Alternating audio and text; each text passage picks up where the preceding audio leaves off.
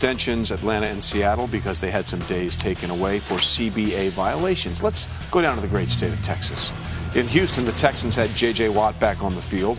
Watt barely played, only 3 games last season before needing a second back surgery. But Watt says that's all behind him now and is ready to roar again like the 3-time NFL Defensive Player of the Year he's been in 2017. I feel very good. I think the slow pace applies a little bit more to like the weight room and stuff like that than it does at the field. I don't like to play slow. So very fast, feeling good. Just the best part is just being back out here with my teammates. It's so much fun to be in the meetings, to be on the field, just to be back with the guys. I mean, there's no better feeling than being with my teammates. So I feel great. I'm sure we'll have some sort of program here. You know, take a day off here, take a day off there. But as far as when I'm allowed to be on the field, I feel awesome. I feel really good. So it's just, like I said, great to be back with my teammates. Well, despite missing almost all of last year, Watt still leads the NFL with 39.5 sacks over the last 3 seasons. He's 1 sack ahead of Broncos linebacker Von Miller, who is also back on the field this week. Denver trying to get back into the playoffs after missing out last year as the defending Super Bowl champs. And Miller's putting everyone, including himself, on notice. He's all in. Von going to do everything in his power to get back to the postseason because he has a mission where he wants to fulfill when his career is over. And this is it. I want to be the best player in the National Football League. That's what I go out there to be every time I play. I want to be the best player, no question. I want to be a GOAT-type player like the guy upstairs, referring to the guy who pulls the strings for the Broncos, John Elway. Well, in 3 years, the Raiders' Khalil Mack has gotten better and better and better. 30 sacks over his career, 11 last year, and he helped the Raiders get back into the postseason for the first time since 2002. But Khalil knows that's just a start, and he's willing to go where he needs to go to get the Raiders all the way back. Getting better at everything. That's why I'm out here at OTAs, working with Donald Penn, working with all these great players out here, working against Derek, one of the best quarterbacks in the league, if not the best. And we're out here grinding, trying to get better every day. All right, so we're hearing from Khalil, hearing from JJ, and hearing from Von Miller. It got us to thinking a little bit about the GOAT. Who is it? And Bill, let's start with Von Miller because he brought it up. GOAT, greatest of all time, obviously. Is it possible for Von Miller to be the GOAT? The standard for his position would be like a Lawrence Taylor type player. Yeah, Lawrence Taylor, Bruce Smith, someone like that. He's got to keep doing it for about the next 5 or 6 years. If he keeps at that high level of performance, then he's certainly got a chance. Keep in mind here, we're talking about degrees of greatness. Correct. The guy I think really has a chance to be the next Lawrence Taylor, if you will, and I hate to say that because it's kind of putting a label on him, is Von Miller. Khalil Mack? Khalil Mack, yeah. Because he's got all of the things that a great outside linebacker needs. He's got explosion. He's got speed. He can beat you with speed off the ball on the first step. But he's got something that's rare among outside linebackers. He's got power. He can rock you.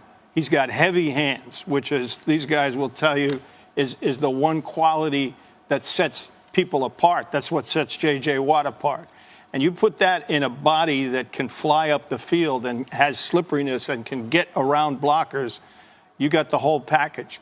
And I think that he's just beginning to scratch the surface of what he can be. If they get another rusher opposite him that can really draw some coverage away from him, you might see him have a 14, 15, 16 sack year. Okay, so just so everybody understands, what is it about that skill set that he has that Von Miller doesn't? Von does not have the same power. Speed to power. That's the difference. Okay. That's the difference. Power really on the first step.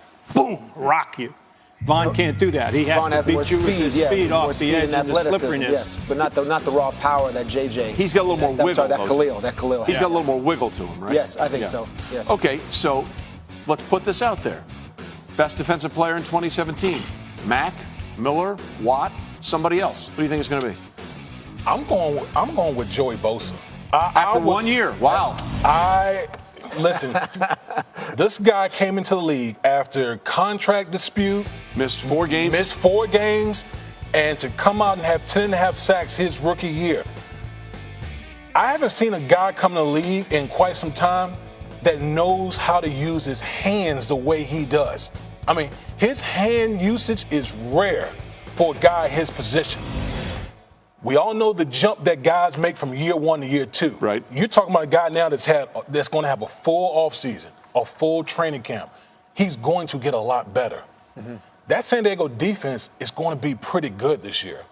I think Joey Bosa has a shot to be the best defensive player in the National Football League this year. Dan, what about you? I'm going with the guy who might already be that, and it's Aaron Donald of the Rams. And I look at what he's doing from that interior defensive line spot. There are only 9 players in the league that have more sacks than he does the last 3 years. They're all edge players, defensive ends or outside linebackers. In fact, if you list the top 18 sack guys from the last 3 years, 17 of them are edge players. Aaron Donald, sitting right in the middle there, is the only one doing it from his position. What he's able to do in terms of that get-off, in terms of that explosiveness from that position, has been incredible. He's now got Wade Phillips as his defensive coordinator, who will tailor the what's he ever defensive done? front. Got a little bit of a resume there, and I think he's just going to continue to blossom and maybe get more attention. Although at his position, you don't usually get a lot of attention. I talked to him in training camp last year, and he was funny. He said, I'd love to get a TV commercial here or there, like J.J. Watt and these guys, but he said right now I'm happy just doing my job. So we'll see if he gets a little more attention. He's in a contract situation, and the reason he is in the contact situation is because he plays the position that is hardest to find in football, an inside rusher. He's a rare commodity. Well, last year, Pro Football Focus, I think, rated him as the #1 player in the NFL. #1, best. Trey, and just what Bill is saying, when you can find a guy that can push the pocket in the inside, because it's one thing to get these outside rushes to get past the quarterback, but when they don't have a place to step up front, man, that's gold. That's gold in this league. You know what kind of defensive players I miss?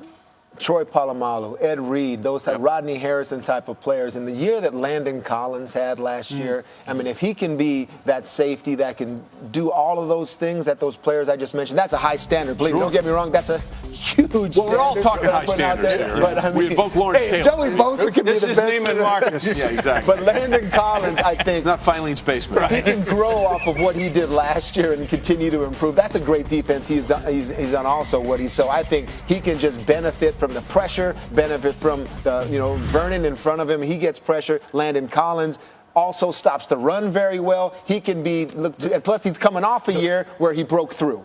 So you come off a year where you broke through and then everyone's still looking at you and you do have another great year, that's when you get that major award. The fact that we're talking about a secondary guy. Right. Usually when you talk about defensive player of the year type people, you're talking about edge rushers, linemen, but that just shows you how great of a year Landon Collins had, that we're talking about a safety being in this conversation. He was special. It shows you why your statement is so correct. The biggest jump a player makes is from year 1 to year 2.